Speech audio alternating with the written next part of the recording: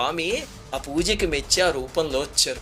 అప్పుడు వెళ్ళి యుద్ధం చేసి గెలిచాడు. శత్రువులు అతని పరాక్రమానికి పారిపోయారు. ఆ తరువాత నిజంగానే పూర్తిగా మారిపోయి నిరాడంబరంగా రాజ్యం చేస్తూ ధనాన్నంతా పేదలకి పంచి ఎన్నో మంచి కార్యాలు చేస్తూ మహావిష్ణు భక్తుడే ఉత్తముడే ఆఖర్లో రాజ్యాన్ని మంత్రులకు అప్పగించి శ్రీరంగ క్షేత్రం చేరుకుని రంగనాథుడి సేవలో జన్మని పునీతం చేసుకుని వైకుంఠానికి చేరుకున్నాడు. చిన్న కథ ఇది. కార్తీక పురాణంలో దీన్ని 4 అధ్యాయాల పాటు విస్తారంగా చెప్పారు. ఎందుకంటే విష్ణు భక్తిని బోధించడానికి. కార్తీక మాసంలో శివారాధన ఎంత ముఖ్యమో విష్ణువారాధన కూడా అంతే ముఖ్యం. ఇలా కాపాడుతుంది.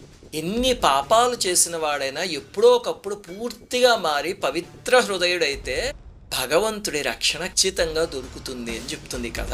గుర్తుపెట్టుకోండి, ప్రకృతి కానీ భగవంతుడు కానీ ఎప్పుడు మనని శిక్షించి ఆనందించరు. మనలో మార్పు వస్తే ఆనందిస్తారు. శ్రీమాత్రే నమః.